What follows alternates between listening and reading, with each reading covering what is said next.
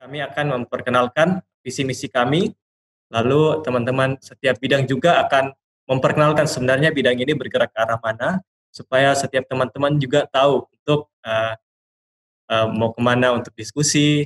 Saya juga tahu mengenai program-program yang akan dilakukan ke depan. Oke, sekarang saya akan memperkenalkan uh, badan pengurus harian kami.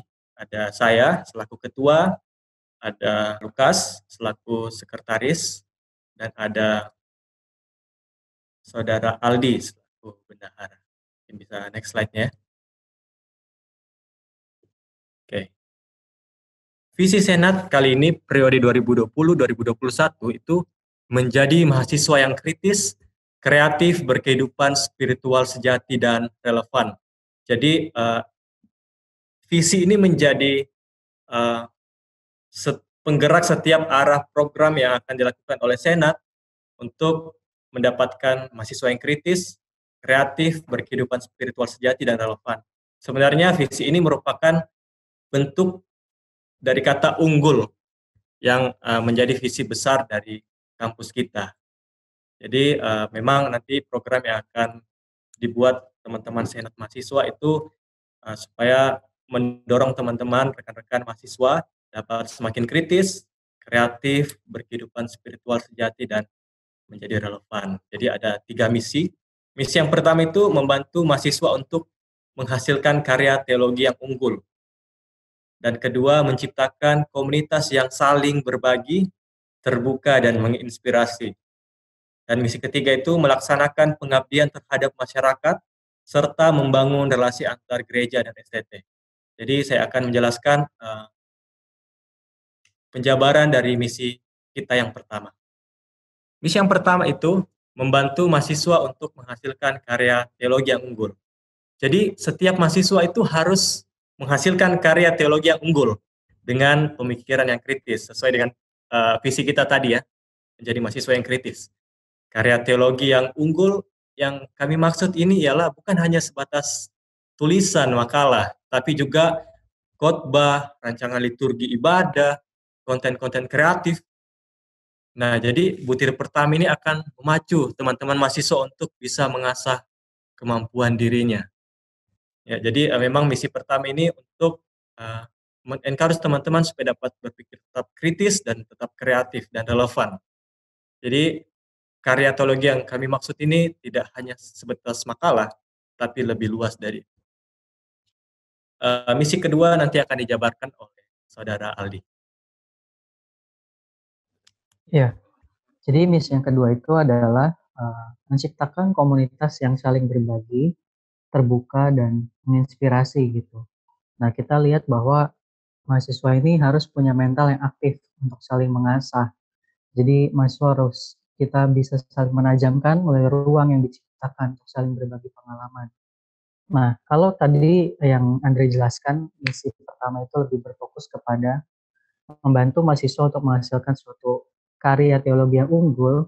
Nah, dan misi kedua ini kata kuncinya adalah komunitas.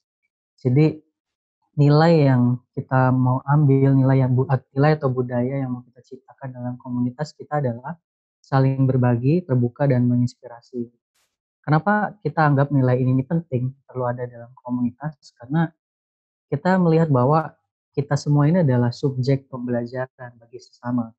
Jadi semua orang punya hal yang bisa dipelajari, semua orang juga punya hal yang bisa dibagikan untuk menolong kita bertumbuh secara akademik maupun secara rohani.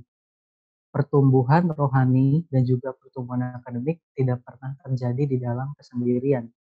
Maka dari itu untuk mencapai visi Senat ini kami melihat perlu untuk menggarap dan mengembangkan nilai dan budaya dalam komunitas kita ini. Nah, dengan demikian untuk menjadi mahasiswa yang kritis, kreatif, dan berkehidupan spiritual sejati dan relevan, kita membutuhkan komunitas yang bisa saling berbagi, terbuka, dan menginspirasi, baik dalam konteks akademik maupun kehidupan spiritual kita. Oke, terima kasih untuk saudara Aldi. Saya persilakan untuk saudara Lukas memaparkan butir misi ketiga kita. Ya, untuk misi yang ketiga adalah melaksanakan pengabdian terhadap masyarakat serta membangun relasi antar gereja dan STT. Jadi di sini mahasiswa itu tidak hanya berdampak di dalam komunitas internal, tetapi juga berdampak bagi komunitas di luar daripada komunitas internal ini. Jadi mahasiswa itu harus peka terhadap kebutuhan fenomena yang terjadi dan juga dapat beraksi di tengah masyarakat. Jadi lebih kepada dalam butir ketiga ini, tadi di awal lebih kepada personal, lebih kepada akademik, lebih kepada bagaimana kita membangun kehidupan personal itu yang lebih kritis di dalam akademik dan maupun hal yang berkaitan dengan diri.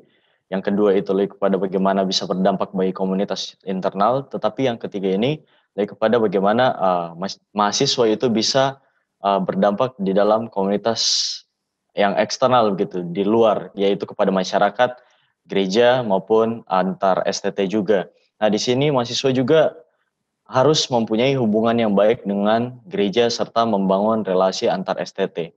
Jadi karena memang STT Amanat Agung juga di dalam, jadi di bawah visi dan misi dari STT Amanat Agung sendiri, kami melihat bahwa pelayanan dan pengabdian kepada masyarakat itu sangat penting untuk dilakukan karena kita tidak bisa terpisah dari masyarakat.